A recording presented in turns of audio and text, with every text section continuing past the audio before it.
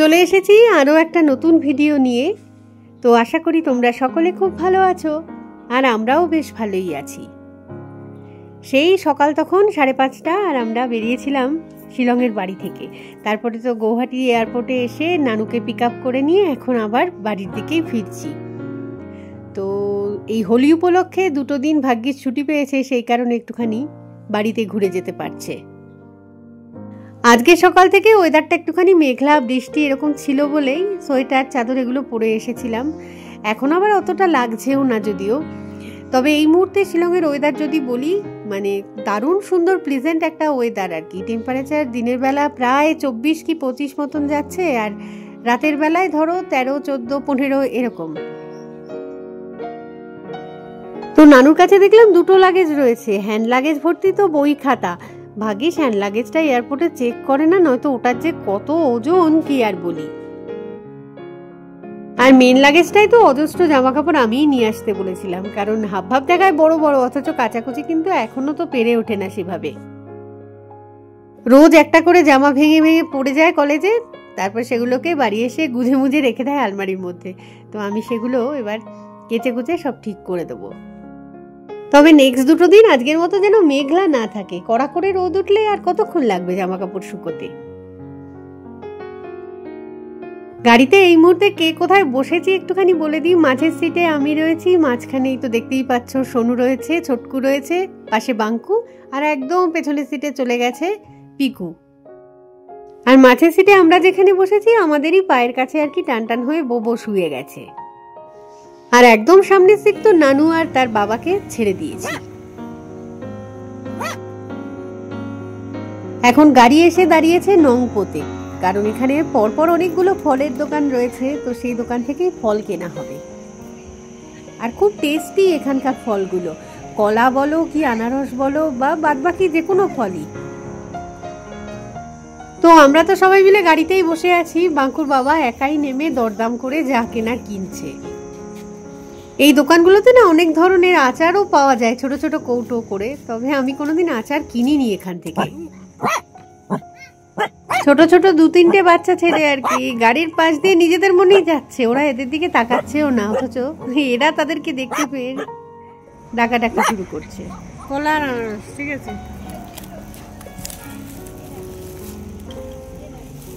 দেও।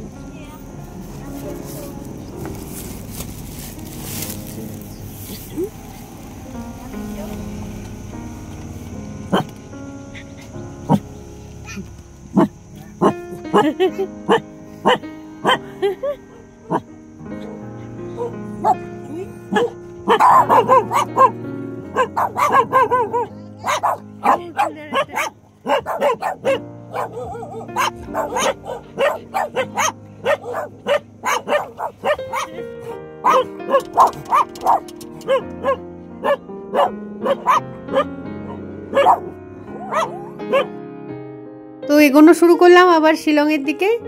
নানু খাচ্ছে এখন স্যান্ডউইচ, সেই এয়ারপোর্টের পাশের একটা দোকান থেকে বার্গার স্যান্ডউইচ এগুলো কিনেছিলাম। নানুরটা তো ভেজ আর বাঙ্কুরটা নন ভেজ। বাড়িতেও ভাত তরকারি সবই আমি করে রেখে এসেছি, কারণ আজকে ভোরবেলায় বেরিয়ে যাব, আবার ফিরতে ফিরতে কটা হবে বুঝতে পারছিলাম না। তো সেই কারণে গতকাল রাতের বেলায় সেগুলো সব করে ফ্রিজে রেখে দিয়েছি।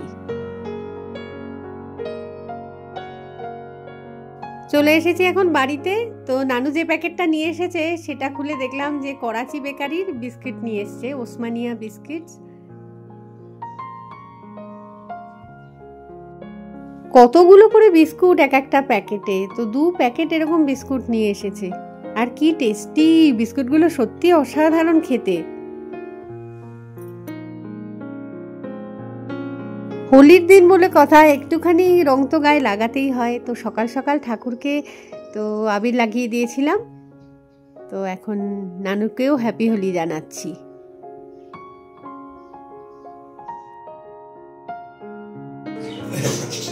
हैप्पी होली। हैप्पी होली। बहुत भयंकर हैप्पी होली सेलिब्रेशन चल रहा है। আমরা বাকিরা আর কি টুকটাক বিস্কুট খাচ্ছিলাম। তো নানু বললো আমাকে ভাত দিয়ে দাও, কারণ আমার ঘুম পেয়ে গেছে। খেয়ে নিয়ে আমি ঘন্টা 2 মতন তো ঘুমোবো এখন। আর ওর ওখানে টেম্পারেচার প্রায় 40 ছুঁই ছুঁই, সে জায়গায় শিলংয়ে এসে ওর বেশ ঠান্ডাও লাগছে। তো সেই কারণেই একটুখানি হিটিং চালিয়ে দিলাম। তো নানু এখন কম্বল গায়ে দিয়ে মানে ঘুমিয়ে পড়েছে।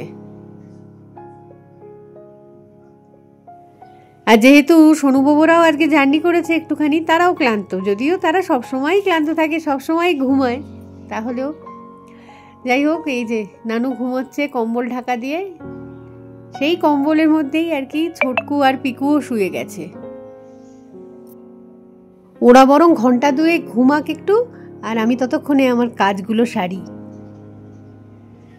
একটু আগেই তো বলছিলাম না যে নানু প্রচুর জামা কাপড় নিয়ে এসেছে, সেগুলো সব কাচতে হবে। তো আমার অলরেডি সব কাচা হয়ে গেছে, তো এখন মেলেও দিয়েছি বারান্দাতে। রোদ যে আজকে খুব একটা আছে তা তো নয়, কিন্তু হাওয়া দিচ্ছে বেশ ভালো, হাওয়ায় হাওয়ায় অনেকটাই শুকিয়ে যাবে আর কি। ম্যাক্সিমামটাই কাঁচা হয়ে গেল, 2-4টে এখনো বাকি রয়েছে। তো আজকে আর সেগুলোকে কাটছি না, কারণ আমার তো মেলার আর জায়গাই নেই।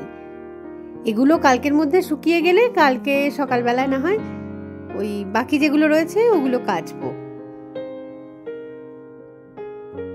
বেলা গড়িয়ে আস্তে আস্তে বিকেল থেকে সন্ধে হয়ে গেল এখন। তো নানু বই খাতা খুলে পড়াশুনো করতে বসে গেছে। দেখো, যে কটা জিনিস ভিডিওতে দেখাচ্ছি সেগুলোই আর কি ক্যাপচার করেছি, কারণ সারাক্ষণ তো ধরো ওরকমভাবে ফোন হাতে নিয়ে ঘুরে বেড়ানো যায় না। আমাদের যেমন গল্প গুজব, একটু হই হট্টগোল, একটু খাওয়া দাওয়া, সেগুলোও কিন্তু চলছে সাথে সাথে। তো যাই হোক, এখন হচ্ছে হোলির পরের দিনের সকাল। তো গতকাল রাতে আর তো কোনো ভিডিও কিছু করিনি, আবার মানে ফোন হাতে নিলাম হচ্ছে আজকে সকালবেলায়। বাঙ্কু একটু বাদে বেরিয়ে যাবে কলেজে, আর নানু বলল যে দুপুরবেলার দিকে ও বেরোবে, কারণ শিলংয়ের বন্ধু বান্ধব পুরনো যারা আছে তাদের সাথে একটুখানি গল্পগুজব করতে যাবে আর কি। যদিও পুরনো বন্ধু বান্ধব যত ছিল তারাও কিন্তু সব দূরের কোনো না কোনো সিটিতে থাকে, তো হয়তো হোলি উপলক্ষে তারাও 2-1জন এসেছে, তাদের সঙ্গেই দেখা হবে ওর।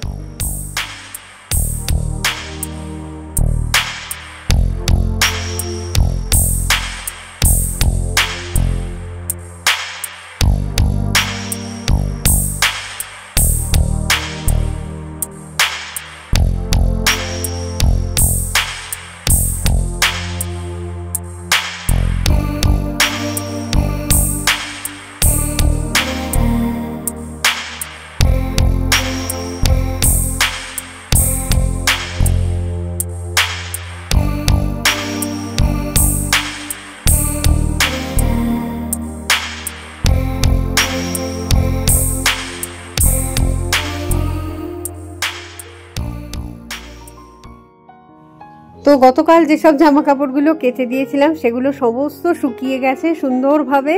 তো 2-4টে যেগুলো বাকি ছিল সেগুলো তো আজকে আমার কাচার দায়িত্ব ছিল আর কি, সেগুলো কেচে মেলে দিয়েছি।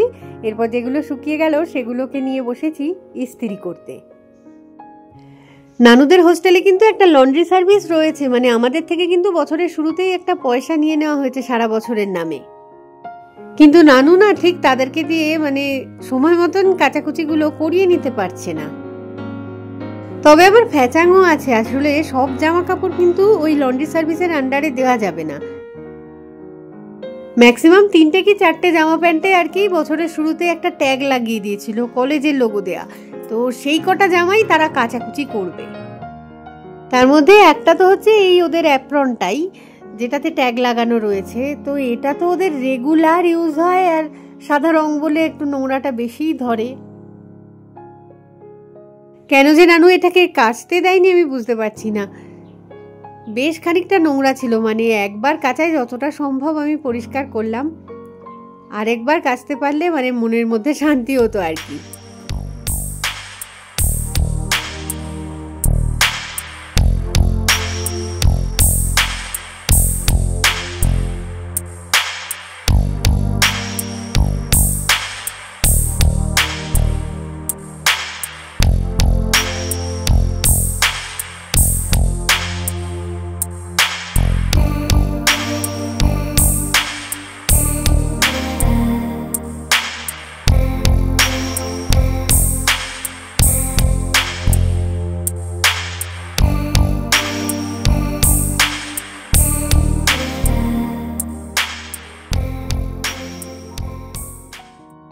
আমি এতক্ষণ জামা কাপড়গুলো ইস্ত্রি করছিলাম। নানু আর নানু বাবা তো বেরিয়ে গেছিল, কারণ একটা সেলুনে গেছিল, নানু চুল কেটে এলো আর কি।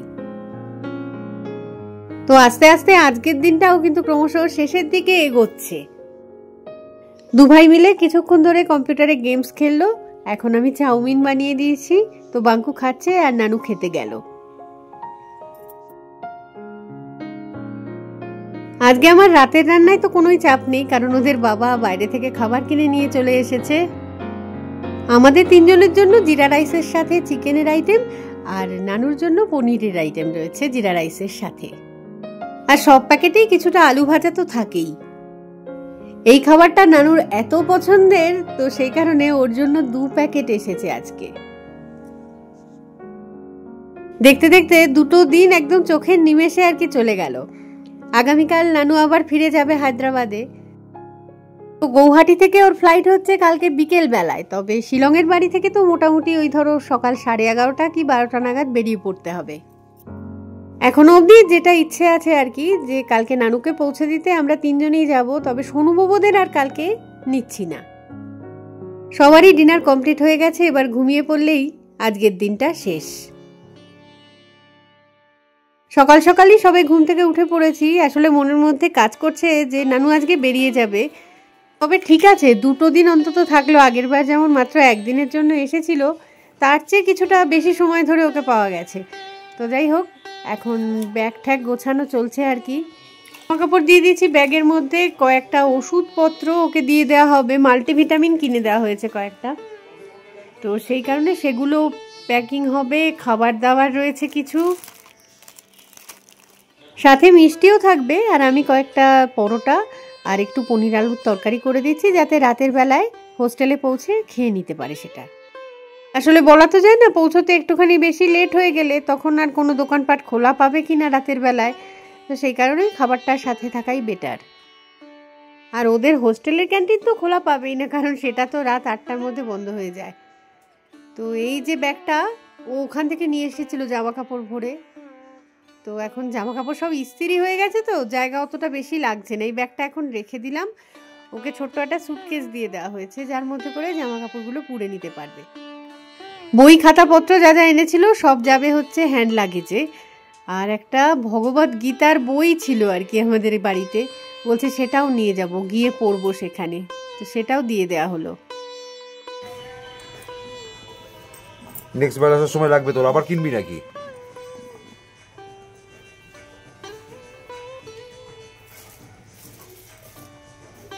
জলের বোতল ওকে অলওয়েজ কি বলে নামটা প্লাস্টিকই দিবি, বলে পড়ে জলের মধ্যে থেকে জল পড়ে যেতে কি। কয়েক প্যাকেট মিষ্টি দিয়ে দেওয়া হচ্ছে, ডিফারেন্ট টাইপসের লাড্ডু রয়েছে, কাজু বরফি রয়েছে, আর অনেক রকম আর কি। বন্ধুদের জন্য একটা গিফট প্যাকও করে দেওয়া হয়েছে। আমরা সবাই মোটামুটি রেডি হয়ে গেছি, বেরোনোর জন্য একদম তৈরি। সোনুবাবুরা কেউ যাচ্ছে না, তো ছোট গাড়িটা নিয়েছি তাই।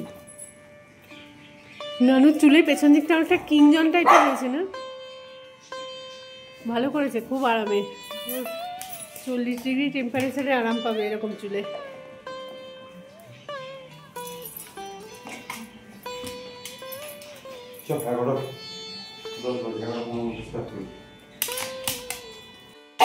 চল আমরা আর কি, আরেকটু হলেই পায়ে ফাঁক দিয়ে পিকু বেরিয়ে পালাচ্ছিল।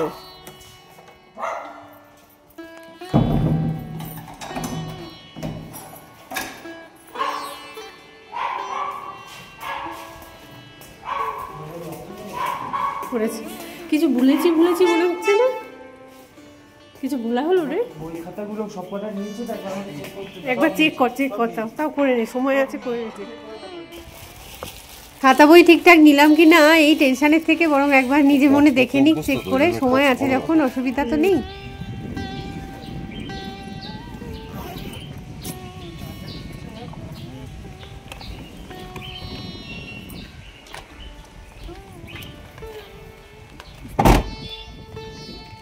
তুই সামনে বসে যা, আমি এদিকে বসি।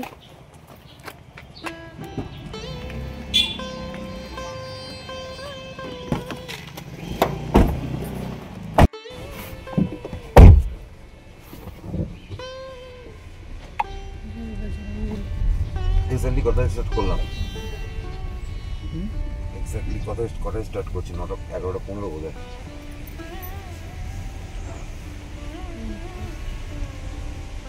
কটা বাজে?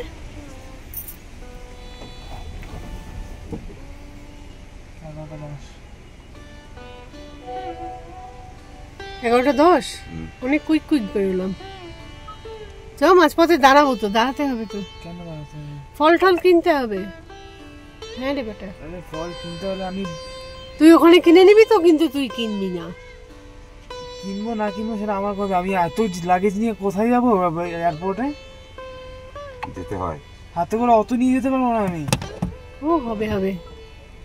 আর আজকের ওয়েদারটাও দারুণ সুন্দর আছে, ঝকঝকে তকতকে একদম। তো ফুরফুরে হাওয়া খেতে খেতে সামনের দিকে এগিয়ে চলি।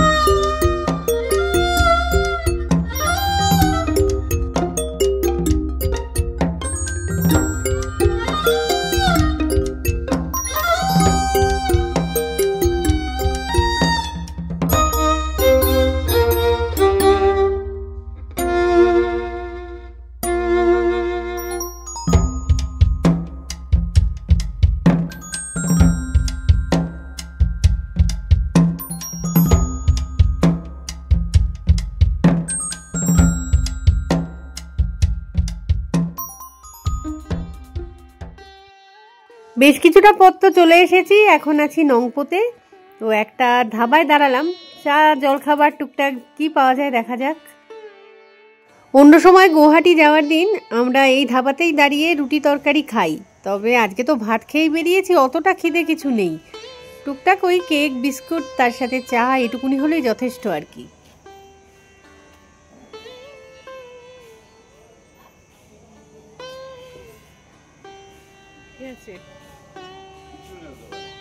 খাবার দাবার নেই?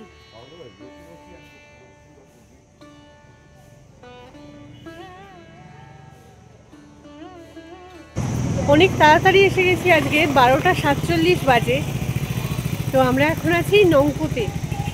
তো একটা ধাবাতে দাঁড়ালাম আর কি, চা জলখাবার কিছু খাওয়ার জন্য। তো টুকটাক কিছু কেনাকাটা ছিল, সেগুলোও কমপ্লিট করলাম। তো এবার চাটা খেয়ে বেরিয়ে যাব আর কি। এই যে চা এসে গেছে আমার জন্য, বাঙ্কু বাবাও চা খাচ্ছে। আর নানু আর বাঙ্কুর জন্য কি একটা ড্রিঙ্কস টাইপের কিনে দিয়েছে, আমুলের লস্যি টাইপের কিছু হবে হয়তো একটা। এই যে এটা হচ্ছে আমুল কুল, এটাই খাচ্ছে বাঙ্কু আর নানু। আর একটা কি যেন নানুকে কিনে দেওয়া হলো, হজমিগুলি টাইপের প্যাকেট করা। এই ধাবার পাশে ছোট ছোট দোকানগুলো আছে, ওখান থেকেই কেনা হলো আর কি। তো আমাদের চা খাওয়াটা কমপ্লিট হলেই সামনের দিকে এগোনো শুরু করব। তো পথে এক জায়গায় দাঁড়াবো হয়তো, যেখানে মানে ফল টল কিনতে হবে নানুকে দিয়ে দেওয়ার জন্য। তো আমাদের বাড়ির জন্যও নেব, নানুর জন্যও নেব। তো চলো তাহলে এগোনো যাক।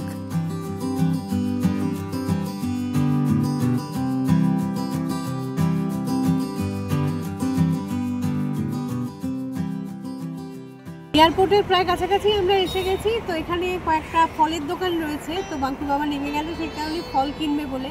তো কয়েকটা তো আমাদের বাড়ির জন্য নিয়ে যাবো আর কি, শিলং পর্যন্ত।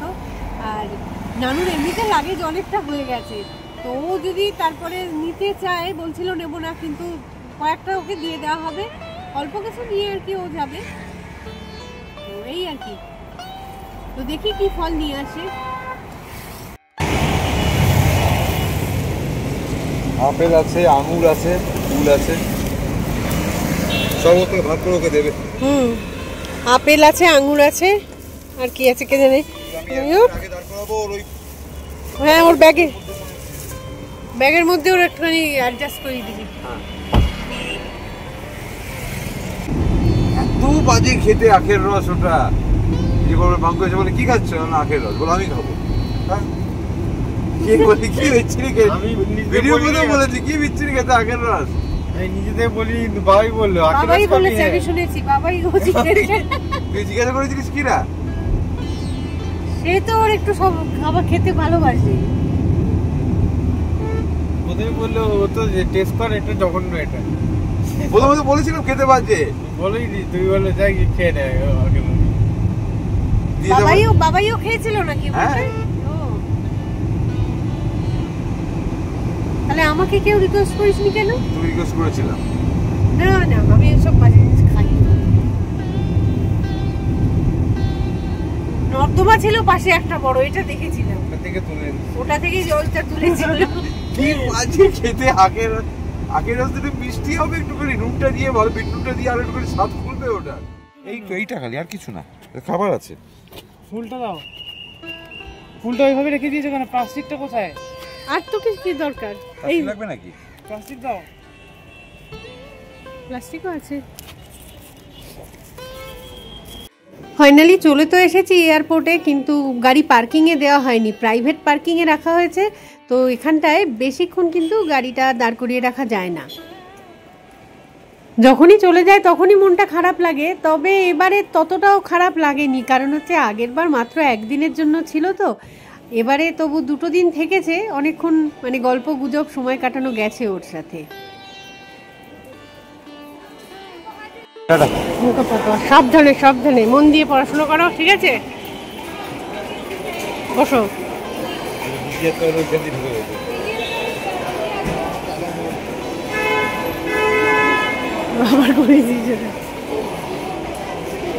জিনিসগুলো যা যা বের করবি সেগুলো আবার ঠিক করে রাখবি, আর পড়ে না যায়। এই ব্যাগে আছে, বের করার দরকার নেই চার্জার, বললে তবে। पंजीकृत यात्रियों से अनुरोध है, निजी द्वार संख्या 2 से आगे बढ़े। कृपया निजी द्वार संख्या 2 से आगे बढ़े।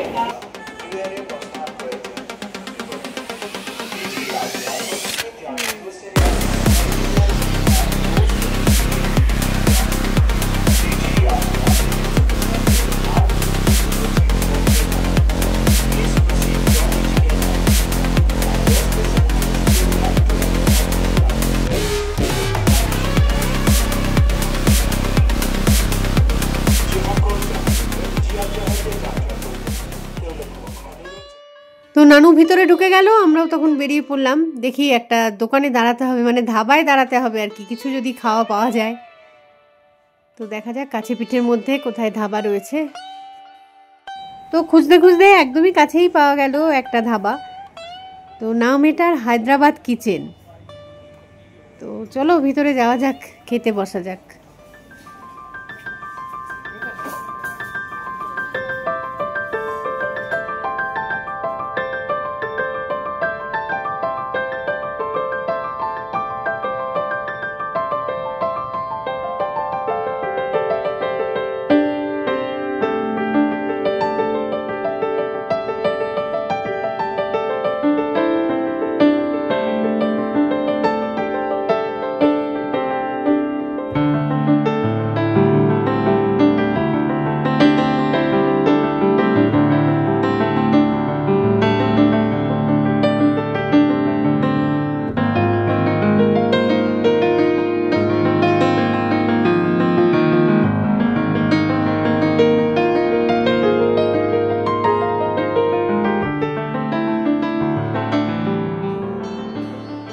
আচ্ছা ঠিক আছে ঠিক আছে ঠিক আছে, জিনিসপত্রগুলো ঠিকঠাক করে নিবি কিন্তু, সিকিউরিটি যেখানে পর নিয়েছিস সব তো?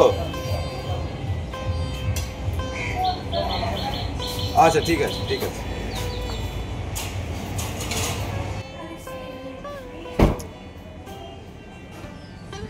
এয়ারপোর্ট থেকে বেরিয়ে এখন কাছাকাছির মধ্যেই একটা রেস্টুরেন্ট দেখলাম, তো হায়দ্রাবাদি কিচেন তার নাম। তো সেখানেই খাওয়া দাওয়া সারলাম, সেরে এখন এগোচ্ছি শিলংয়ের দিকে। তো অনেক বেজে গেছে, বেলা ভালোই হয়েছে, 3:30 বাজে।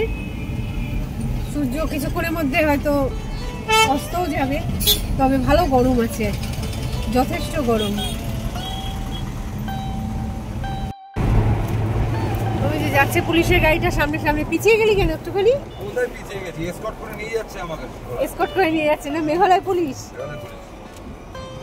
কত জ্যাম গুলো যে। কেন মেঘালয় পুলিশ হবে? দুটো মেঘালয় পুলিশ, মাঝখানে যে ফরচুনেটার ওখানে মিনিস্টার আছে। মিনিস্টারের গাড়ি আছে মাঝখানে নাকি? মিনিস্টার আছে পিছনে, পিছনে মিনিস্টার আছে, পিছনেও আছে। সামনে পুলিশ, তারপরে মিনিস্টার, তারপরে আর্মি, তারপরে মিনিস্টার। না ফার্স্ট চলে পুলিশ, হ্যাঁ পুলিশ, মিনিস্টার, আর্মি, গ্যাংস্টার। গ্যাংস্টারের গাড়িটা স্করপিও হলে একটু ভালো লাগতো। গ্যাংস্টার নয়, এটা আর্মির গাড়ি। এটা হ্যাঁ সবুজ গাড়ি তো, আর্মির গাড়ি।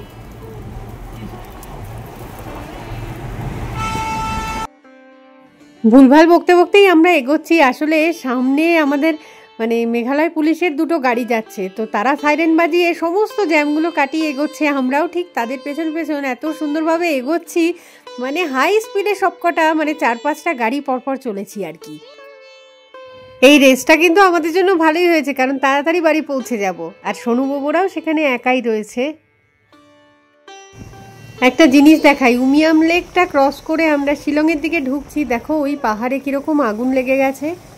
এই সময়টা না, এই বসন্তকালে আর কি, হাওয়া বয় তো জোরে জোরে, সেই সময়টা এই পাইনের বনে আগুন ধরে যায় কিভাবে জানি। চলন্ত গাড়ি থেকেই দেখতে পাচ্ছি যে রীতিমতো দাউ দাউ করে জ্বলছে এক একটা অংশ। এই জায়গাটাতে তো এত বেশি পরিমাণে লেগেছে আগুনটা, তো একটা দমকলের গাড়িও দাঁড়িয়ে আছে খেয়াল করলাম। চলো তাহলে আমরা আস্তে আস্তে বাড়ির দিকে এগোই, আর এই ভিডিওটাকেও এখানেই রাখি। খুব তাড়াতাড়ি কিন্তু ফিরে আসবো আবার একটা নতুন ভিডিও নিয়ে। তো ততক্ষণের জন্য টাটা, আর সঙ্গে থাকার জন্য সকলকে জানাই অসংখ্য ভালোবাসা।